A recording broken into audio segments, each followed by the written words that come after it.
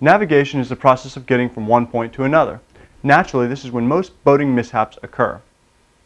Here's a few tips you'll want to follow in order to avoid problems while operating your boat under power.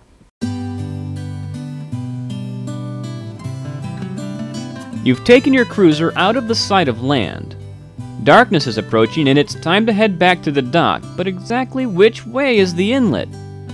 With modern technology and low cost of reliable marine electronics, getting lost at sea or on a large lake is just inexcusable, yet it occasionally happens. Utilizing low-cost, fixed-mounted, and backup GPS receivers, having charts on board, and knowing how to use dead reckoning will prevent you from ever getting lost. You're running at a steady speed of 20 knots, and all of a sudden your boat starts to hit bottom, tending to throw you forward. You pull back on the throttles as soon as possible, but only to discover that you're sitting in about a foot of water. Running aground can be one of the most costly things that can occur. Props, prop shafts, rudders, and hull repairs aren't cheap. Utilizing detailed charts will help prevent this. A sonar device, sounder, or fish finder will also help prevent this.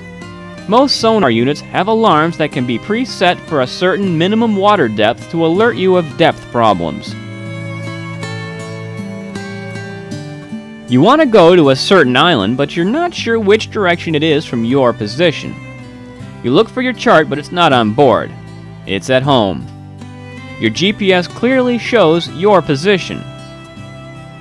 It's great to know your exact latitude and longitude, but it's not of much use without a chart. Unless you have an electronic chart plotter, you may still not know where you are, and even then, electronics should not be solely relied on. Electrical failures, for example, can render any item of electronics worthless. Always have a current chart on board your boat for the area that you're operating in. It's a calm, beautiful day, and you're heading from Fort Lauderdale to Bimini in the Bahamas. You notice the course you should take is continuously changing, even though you're pointing your boat in the direction the navigator is telling you to go. A strong current in the Gulf Stream is taking your boat northward without you even realizing it. Not only ocean currents, but also strong tidal currents in rivers, bays, and inlets can drastically affect your boat's actual course relative to your intended course.